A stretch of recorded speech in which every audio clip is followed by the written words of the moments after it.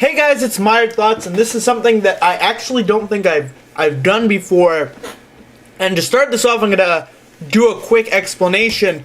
When I go to thrift stores, I buy usually one of three things. The first one is more or less any Nerf or Buzzbee or similar foam blaster product that's reasonably priced.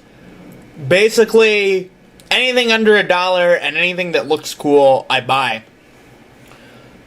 The second thing that I buy is vintage Super Soakers, which you've seen a lot of. I've actually had decent luck finding vintage Super Soakers, especially ones in working condition. So I will buy those if they look interesting and they look extra vintage, I guess. The third thing that I buy is just weird stuff that I think looks cool. And that's what this is. This is a Laser Challenge Pro L.T.S, which stands for Laser Targeting System. I gotta be honest, I picked it up almost exclusively because I thought it looked cool.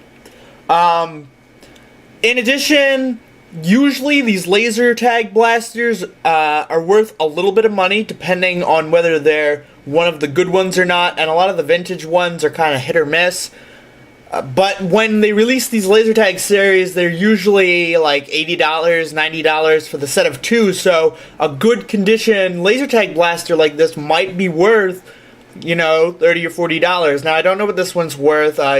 Feel free to tell me, but I mostly bought it because it looked really cool. So, this is the I don't know what you call it technically. I'm going to call them blasters because that's what I'm used to. There's probably some more proper word to call them, but I don't know what that is. So, this blaster has a couple of different features. If you go right here, there's the on-off and then a try me setting. I honestly don't know if the try me setting works at all, or if there's some sort of insert, and once that insert removed, it disables it, or whatever. But try me setting does not work. But when you flick it to on, it makes a chargey up noise, as you can hear there. Then you can see the trigger, but if you pull the trigger immediately after charging it, or switching it between your team setting, which is here, or your firing setting, which is here, you'll hear this sound, which I assume is some sort of built-in kind of like you're out of ammo deal. So to arm your laser tag blaster, there's a button on this side that says A, which is easily pressable with your pointer finger. You'll hear a little sound, and then when you pull the trigger, you can hear more of a blaster sound. Now, there's another button on the other side, it has an R on it. I don't know what it does, but it makes a sound, I guess. I don't know what that does. There's a team setting here. There's an A, a B, and a C in the middle. I don't know if C is an actual team, or if C is kind of like everyone is on their own. I don't know exactly, because I'm not super into laser tag, but it has at least two settings, and maybe a free-for-all setting, or maybe three team settings, however that works. If you go back onto this side, there is a firing selector right here, single, which again you have to press arm after each one.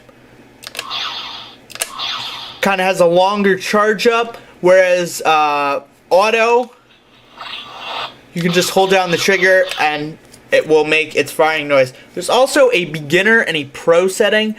I'm going to assume that the pro setting has some sort of like built-in ammo counter. Other than that, I don't really know what the difference is because I haven't been able to figure it out. In addition to all that, as you can see on the handle here, there's a cord. It runs to a sensor, which I believe goes on your arm, depending on which arm you plan on holding it in, and it's probably what it uses to register hits. One thing that I can tell you is that you cannot shoot your own laser tag sensor, so I don't know exactly how it works or if this one even works, but I would need another one to test that out. The last thing that it has, and this is one of the main reasons I bought it, was it has a kind of heads-up display, which is more or less a red dot sight. As you can see, if you pull the trigger, it's kind of hard to see, but lighting up there, there is a single dot. It also has a selectable reticule by turning this. There's 4 to choose from. There's the dot. There is, let me see if I can angle this. That, which is kind of a cross, and then an X with the dot in the middle. There's, that is a circle with 3 lines spaced evenly and a dot in the center.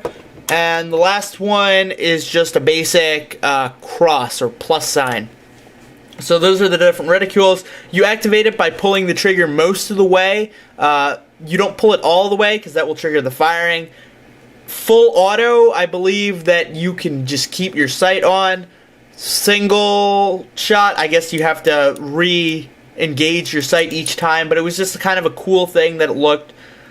I did have to change the batteries when I bought it. I can tell you it uses 3 AA batteries. No word on the battery life because I haven't really been using it for much.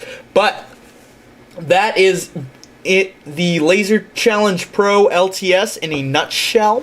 Thanks for watching.